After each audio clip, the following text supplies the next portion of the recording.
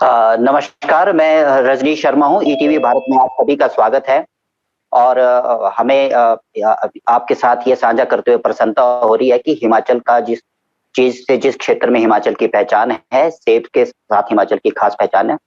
उस फील्ड से जुड़े हुए हमारे साथ हिमाचल के बहुत ही प्रतिष्ठित लोग इस जूम मीटिंग में जुड़े हैं।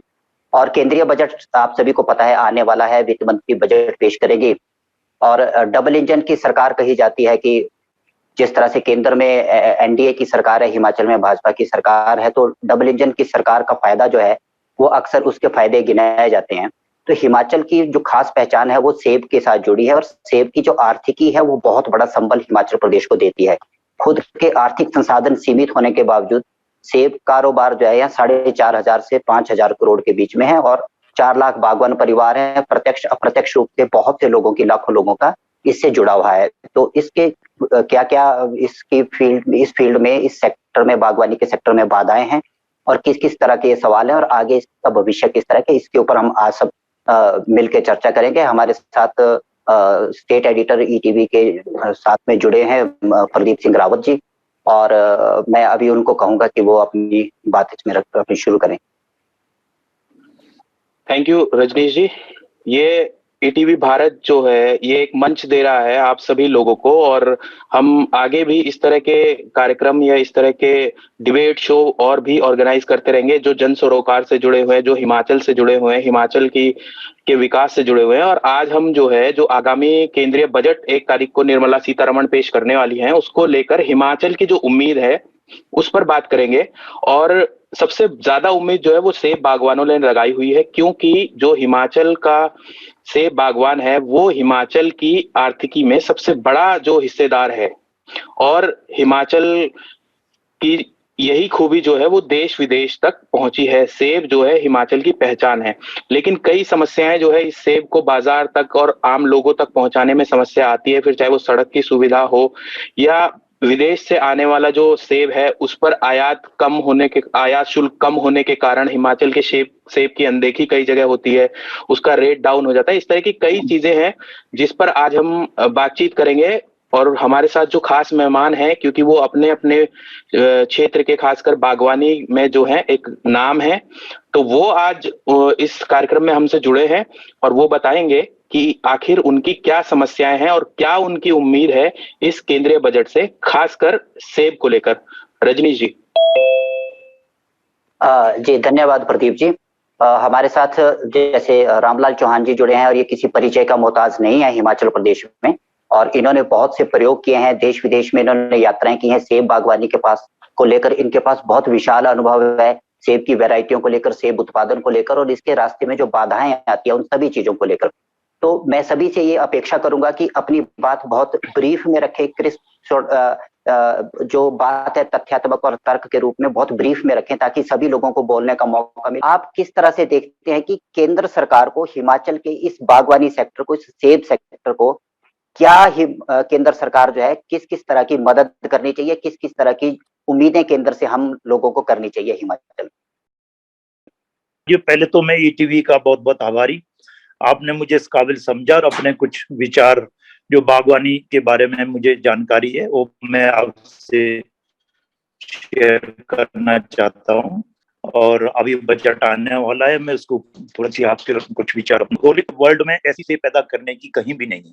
मैं लगभग 15 देश देख चुका हूँ, और मैं तो बल्कि यहाँ तक कि किसानों का भ्रमण भी जो है एक टीम 2014 में यूएसए लेके गया था, और हमने 7 दिन जो है एक रिसर्च यूनिवर्सिटी में वॉशिंगटन में जो है डब्ल्यूएसयू में, वहां हमने बिताए थे। तो अगर उस सिनेरियो से हम हिमाचल प्रदेश को बागवानी के क्षेत्र में कंपेयर करें तो वहां तो शायद हमें पहुंचने में 100 साल लग जाएगा, क्योंकि हमारी भौगोलिक परिस्थिति जो है इस तरह की है कि सीढ़ी नुमा खेत है, 65 डिग्री एंगल पे जो है सब पहाड़ पे है, और सीधा एरिया तो मुझे नहीं लगता कि 1% भी नहीं है। सॉइल का स्ट्रक्चर जो है हर जगह डिफरेंट है। तो जिस स्थिति में हम सेब पैदा कर रहे हैं, अगर सरकार हमारे को, मतलब हिमाचल सरकार बोलिए, गवर्नमेंट ऑफ इंडिया बोलिए, कि अगर हमारे को एक बहुत बड़ा बजट भी दे दे तो भी इसमें बहुत जल्दी सुधार आने वाला नहीं है, क्योंकि 90% ऑर्चर्ड हमारे रोड से बाहर है। और मुझे लगता है कि अगर मैं इसको इंटरनेशनल लेवल में जहां बागवानी हो रही है वहां से कंपेयर करूं तो वहां तो हर ऑर्चर्ड में लगभग गाड़ी जाती है। और हमारी भौगोलिक परिस्थिति के हिसाब से हर बगीचे को जो है रोड से कनेक्ट करना भी बहुत मुश्किल है, और डेवलपमेंट के लिए पैसे का होना बहुत जरूरी है। और हिमाचल में जैसे लगभग 4,62,000 किसान है, 4,500 करोड़ की हमारी आर्थिक मतलब इसमें हमारा योगदान है हिमाचल प्रदेश में। और सबसे बड़ा योगदान इसी में नहीं, सबसे ज्यादा एम्प्लॉयमेंट भी जो होगी कि अगर एक किसान 2 मजदूर भी अपने घर में रखता है तो समझिए कि 10 लाख मजदूरों का जो योगदान है वो भी इसी क्षेत्र में है।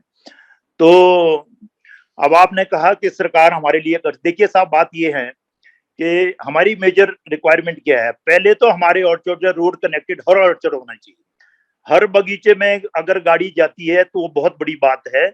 वो तो भौगोलिक परिस्थिति के हिसाब से एक ऐसी पॉलिसी बनानी पड़ेगी कि बिना किसी रोक टोक के ऐसा हो कि हमारे पास जो रोड की सुविधा जो होनी चाहिए। नंबर 2, बिना इरिगेशन जो है हिमाचल प्रदेश में सेब पैदा हो रहा है। ये वर्ल्ड में ऐसी परिस्थिति कहीं भी नहीं। मैं चाइना भी गया, अमेरिका भी गया, इंग्लैंड भी गया और यूरोप की बहुत सारी कंट्री में गया सर, बिना इरिगेशन के वहां पर तो कुछ भी नहीं होता। और पहाड़ों में पहाड़ी क्षेत्र में सेब भी पैदा नहीं होता। वहां हर बगीचे को जो है रोड कनेक्शन के साथ साथ हर बगीचे में ड्रिप इरिगेशन है। ड्रिप इरिगेशन के साथ जो है फर्टिगेशन भी सारा उसी के थ्रू होता है। जो मैनुअल वर्क है वो ना होने के बराबर होता है। और यहाँ पर जो है 99 वर्क जो बगीचों का हमारा वो मैनुअल है, मतलब हर काम जो है मशीन का प्रयोग या ना होने के बराबर है। अगर इसमें थोड़ी सी कामयाबी मिली है वो सिर्फ जो हमारे को स्प्रेयर में मिली है, जो हम स्प्रे करते हैं जैसे, तो उसमें थोड़ी बहुत कामयाबी मशीनी में, बाकी में तो बहुत टफ है सर, ये मिलना बहुत मुश्किल है और करना आगे संभालना। अगर इस क्षेत्र में सरकार चाहे, किसान तो चाहता है, अगर सरकार चाहे तो हमें सबसे बड़ा बजट चाहिए सर इरिगेशन के लिए, क्यों बिना पानी के तो घास भी पैदा नहीं होता। तो पानी जो है, नदी पानी हमारे पास माकूल है, पानी की कोई कमी नहीं है। क्योंकि इजराइल एक छोटा सा देश है, वहां पर जो एक छोटा सा तालाब जो है, देखिए वो इतना बड़ा एग्रीकल्चर कर रहे हैं, इस वर्ल्ड में बड़ा फेमस एग्रीकल्चर क्षेत्र में इतना आगे है। तो हमारे पास नदियां तो पंजाब और हरियाणा की तरफ बह रही है। अगर यहाँ पर बड़े बड़े चेक डैम बना दिया जाए, यहाँ तो बड़ी बड़ी स्कीमें बनी है, पता नहीं कितने टैंक बन गए, वो सारे के सारे खराब है। आईपीएच का काम जो है वो निगलेक्टेड हो। चलो सरकार पे मैं इतना भी क्रिटिसिज्म क्या करूं, क्योंकि अभी टॉपिक ही कुछ डिफरेंट है। नदी नाले रोक के जो है चेक डैम बनने चाहिए, चेक डैम से जो है पानी टॉप पे लिफ्ट होना चाहिए, टॉप से जो है ग्रेविटी से जो हर बगीचे को पानी मिल जाएगा, तो हमारी जो परिस्थिति बहुत ही अच्छी हो जाएगी। तो सबसे बड़ा बजट अगर सरकार देना चाहे, देखिए रोड बनाने में टाइम लग जाएगा, पानी को चढ़ाने में टाइम नहीं लगेगा। सरकार अगर केंद्रीय सरकार चाहे, हिमाचल सरकार चाहे, तो सबसे पहले नदी नाले में चेक डैम बना के पानी को टॉप पे लिफ्ट करे, हर बगीचे को जो इरिगेशन से कनेक्ट कर दे, तो हमारी बल्ले बल्ले हो जाएगी। केंद्र सरकार जो है वो हिमाचल की परिस्थितियों के हिसाब से यहाँ पर इरिगेशन की जो प्रॉब्लम है, एक तो इरिगेशन की फैसिलिटी उपलब्ध कराए, दूसरा जो हिमाचल की भौगोलिक परिस्थितियां उसको देखते हुए किसी तरह से रोड जो है वो बागीचों तक मैक्सिमम पहुंच सके, ये है। और मैं पंकज चौहान जी हैं, पंकज डोगरा है सॉरी हमारे साथ, और ये भी काफी युवा बागवान है, प्रगतिशील बागवान है, बहुत सारे एक्सपेरिमेंट ये सेब के क्षेत्र में अपने बागीचों में और दूर दूर तक ये कैंप्स लगाने भी जाते हैं, तो उसमें करते रहते हैं। पंकज जी, मैं आपसे ये जानना चाहूंगा कि हिमाचल प्रदेश छोटा राज्य है, लेकिन ये 3 से 5 करोड़ पेटी सेब की पैदा करता है, तो इसकी पैदावार को प्रति हेक्टेयर और बढ़ाने, और विश्व के अन्य जो देश हैं जो सेब का उत्पादन करते हैं, जिनकी बादशाहत है सेब उत्पादन के क्षेत्र में, हिमाचल उनके साथ कैसे कम्पीट कर सकता है? क्या होना चाहिए केंद्र सरकार की तरफ? नमस्कार रजनीश जी, ईटीवी भारत का बहुत बहुत धन्यवाद कि हिमाचल प्रदेश के बागवानों को केंद्रीय बजट 2022 में कृषि बागवानी के लिए सुझावों के लिए आपने आमंत्रित किया, एक मंच प्रदान किया। जैसा कि आपने बताया कि हिमाचल प्रदेश का जो प्रोडक्शन है वो 4 से 5 करोड़ पेटी का है, और क्या कुछ उम्मीदें हैं हमारी केंद्रीय बजट से, केंद्रीय सरकार से, कि हमारा उत्पादन और ज्यादा इंक्रीज हो। तो सबसे पहले अगर हम बात करें हमारे चैलेंजेस, जो हमारे सामने बागवानी में चैलेंजेस है, एक परंपरागत पद्धति से चल रहा आ रहा है, जैसा चला आ रहा है, काफी सुधार भी हुए हैं, धीरे धीरे हो रहे हैं। लेकिन अगर हम बेसिक बात करें, जो हम जूझ रहे हैं और जो आसानी से अभी किया जा सकता है इस बजट में, तो अगर हम बात करें अभी हमारे सामने जो विदेशी आयात है, जो प्रतिस्पर्धा है, वो एक बहुत बड़ा चैलेंज बन के आ गया है। तो केंद्रीय बजट से जो हमारी सबसे पहली जो उम्मीद है, जो हम अभी पैदा कर रहे हैं, कम से कम वो तो बचे। आपने बात की उत्पादन बढ़ाने की, मैं उस पर भी आऊंगा, लेकिन अगर अभी जो हम पैदा कर रहे हैं वो घाटे का सौदा ना साबित हो जाए, उसके लिए जो भी विदेशी आयात है उस पे जो ड्यूटीज है वो बढ़ाया जाना बड़ा जरूरी है, क्योंकि अभी 50% के आसपास ड्यूटी है, इंपोर्ट ड्यूटी जो लगती है। बावजूद उसके चिली और ईरान, टर्की का जो सेब है वो इतना यहाँ पर आ चुका है इंडिया की मार्केट में कि जितना भी हमारा बागवानों का सीएस में स्टोर में अभी माल है वो सारा औंधे मुंह गिर रहा है बाजार में, और उससे बहुत बड़ा घाटा यहाँ के बागवानों को उठाना पड़ रहा है।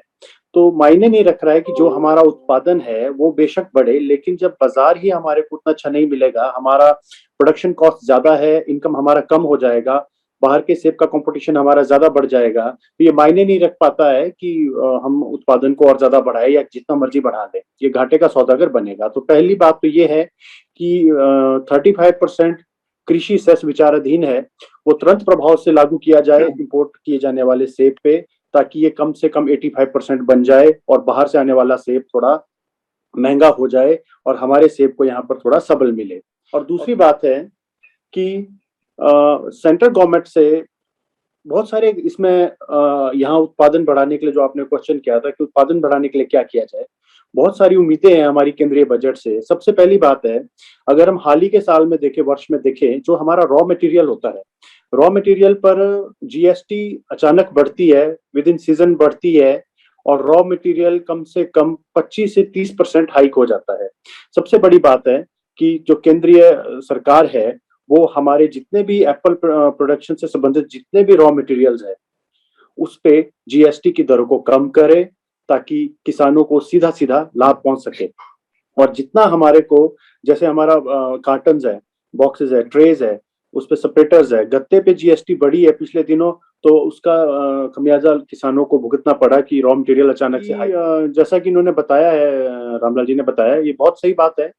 इरिगेशन एक बहुत बड़ा मुद्दा है। अगर हम बदलाव की बात करें, जैसा कि परंपरागत तरीके से हमारी खेती हो रही है, यहाँ पर शेड्यूल पर हो रही थी, अब फॉरेन में रूट स्टॉक पे होती है, वो उच्च घनत्व की खेती है और उसमें ज्यादा उत्पादन भी होता है। तो वो यहाँ पर हमारी जियोग्राफी में ये तब तक संभव नहीं है जब तक कि पानी की उचित बंटवारे की व्यवस्था ना हो सके।